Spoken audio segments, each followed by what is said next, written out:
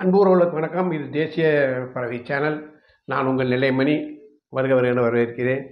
இந்த இந்த தடவை இந்த சிட்டிங்கில் நம்ம பேச போகிற விஷயம் என்னென்னா, தேசிய கீதம் பற்றிய சட்டம் சுற்றறிக்கை, அதை பற்றி பேச போகிறோம். அடுத்ததாக நேற்று திமுக கழகம் நடத்திய, திராவிட முன்னேற்ற கழகம் நடத்திய பெரும்பாலான ஆர்ப்பாட்டம், தமிழ்நாடு தழுவிய ஆர்ப்பாட்டம், அப்புறம் ஆராசா கம்யூனிஸ்ட் பற்றி பேசிய சர்ச்சை பேச்சு, அப்புறம் துரைமுருகன் அவர்கள் டெல்லி போன ரகசியம், அங்கே போய் யார் சந்திச்சார், யார் அந்த சார், இந்த தலைப்புகளில் இன்றைக்கி பேச போகிறோம்.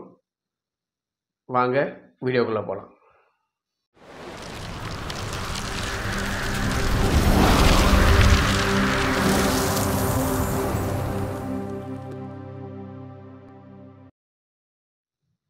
அன்பு உறவுகளுக்கு மீண்டும் வணக்கம். அதாவது தேசிய கீதம் எப்படி இசைக்கப்பட வேண்டும், எவ்வாறு இது பண்ண வேண்டும் என்று ஒரு பார்வை பார்ப்போம். அதாவது தேசிய கீதம் 1911 நோபல் பரிசு பெற்ற டாக்டர் ரவீந்திரநாத் தாகூரால் எழுதப்பட்டது தேசிய கீதம். இது 1952 அரசு விழாக்களில் பாடப்பட்டு வந்தது, பார்லிமெண்ட்லையும் பாடப்பட்டு வந்தது, சட்டமன்றத்திலையும் பாடப்பட்டு வந்தது. இதில் என்னன்னா, தேசிய கீதத்தை யாராவது இன்சல்ட் பண்ணாலோ அல்லது அது பாடும்போது குறுக்கீடு செய்தாலோ அதுக்குன்னு ஒரு சட்டம் இருக்குது, அவங்களை தண்டிக்கிறதுக்கு. அதாவது insults to national anthem act 1971, அது பிரகாரம் பிரிவு 51A அதுக்கு வலியுறுத்துகிறது. இது தேசிய கீதத்தோட சட்டம். அடுத்து சட்டசபையில் நேற்று முன்தினம் நடந்தது என்ன? முதலில் தமிழ்தாய் வாழ்த்து பாடப்படுகிறது. ஆளுநர் ஏற்கனவே அப்பாவு அவர்கள் ஆளுநரை நேரில் சந்தித்து கூட்டத்துக்கு வர வேண்டும் என்று கேட்டபோது அப்போது வலியுறுத்தியிருக்கிறார், தேசிய கீதம் முதலிலும் பாட வேண்டும், முடிவிலும் பாட வேண்டும் என்று. அந்த தேசிய கீத சட்டசபையில் தமிழ்தாய் வாழ்த்து பாடப்படும் போது பாடி முடிந்தவுடன் அதற்கு உரிய மரியாதையை செலுத்திய ஆளுநர் அப்போதும் வலியுறுத்தியிருக்கிறார், வேண்டுகோள் விடுத்திருக்கிறார், தேசிய கீதம் போடுங்க அப்படின்ட்டு. அவங்க அதை செவி சாய்க்கலை. உடனே ஆளுநர் என்ன பண்ணிட்டாரு, எந்திரிச்சு வெளியே போயிட்டார். இது ஓகோன்ட்டு திமுக இந்த அண்ணா பல்கலைக்கழக மேட்டரை எப்படிடா நீர்த்து போக செய்யலான்ட்டு தமிழ்நாடு தழுவிய போராட்டம் என்று அறிவித்து 24 மணி நேரம் கூட ஆகலை, அதுக்குள்ள போராட்டம். எதிர்கட்சிகள் அண்ணா பல்கலைக்கழக மாணவிக்காக போராட்டம் நடத்த அனுமதி கேட்டபோது குறைஞ்சபட்சம் 5 நாளாவது முன்னக்கூட்டி கொடுக்கணும், அப்போ தான் நாங்கள் அனுமதி தருவோம் அப்படின்னு சொல்லி ஒரு சார்ஜாப்பு சொல்லி அனுமதி கொடுக்கல. தடையை மீறி, அந்த அனுமதி இல்லாத தடையை மீறி போராட்டம் பண்ண வந்தவங்களை கைது பண்ணாங்க. திமுக ஆளுங்கட்சியாக இருப்பதனால வித்தின் 24 hours அவங்களுக்கு போராடுறதுக்கு பாதுகாப்பு கொடுக்குது இந்த காவல்துறை.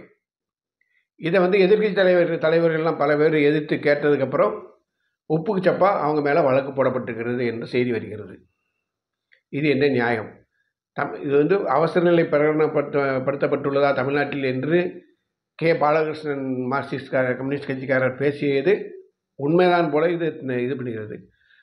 எந்த போராட்டம் நடத்தினாலும் ஆளுங்கட்சி தான் நடத்துவோம், மற்ற எதிர்கட்சிகள் போராட்டம் நடத்தினா அது அனுமதி கிடையாது என்ற வகையில் சொல்லப்படுகிறது.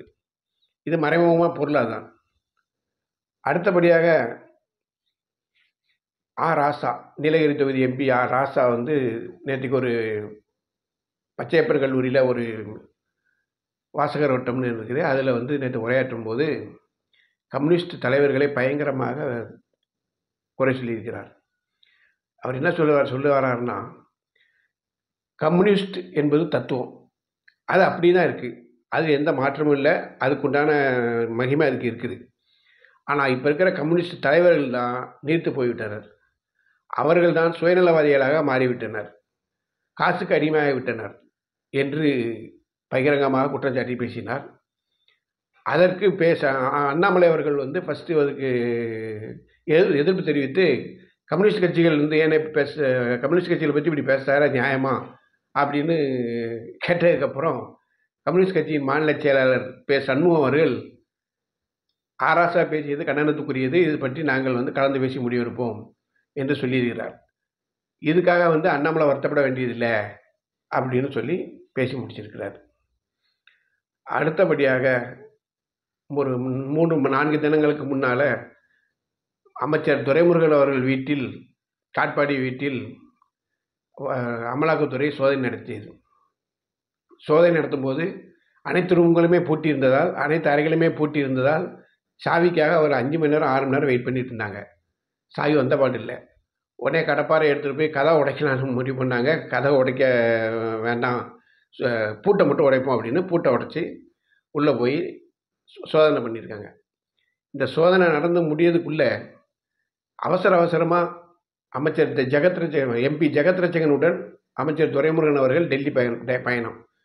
டெல்லிக்கு ஏன் போனார்? டெல்லியில் போய் யாரை பார்க்க போகிறாரு? யார் அந்த சார்னு இங்கேயும் ஒரு பெரிய குழப்பம் நிலவிட்டு இருந்தது. அவர் டெல்லியில் போய் பார்த்த சார் வேறு யாரும் இல்லை, மூத்த வழக்கறிஞர் முகுல் ரோத்தகி அவர்கள். அதாவது ஒருவேளை தன் மகன் கதிரானந்த் கைது செய்யப்பட்டால் அதற்கு என்ன நடவடிக்கை எடுப்பது, இதுக்கு வந்து முன்ஜாமீன் பெற வழி இருக்கிறதா, நான் பேலபிள் ஆக்டில் இது வந்து அமலாக்கத்துறை கைது பண்ணால் என்ன பண்ணுறது அப்படின்ட்டு 3 மணி நேரம் கிட்டத்தட்ட முகுல் ரோத்தகி கூட பேசிட்டு அப்புறம் திரும்பி வந்திருக்கிறார். இதுதான் இன்றைய நிலவரம். மற்றபடி அடுத்த சந்திப்பில் விரிவாக பேசுவோம். நன்றி, வணக்கம். சேனலை சப்ஸ்கிரைப் பண்ணுங்க ப்ளீஸ். நன்றி, ஜெய்ஹிந்த்.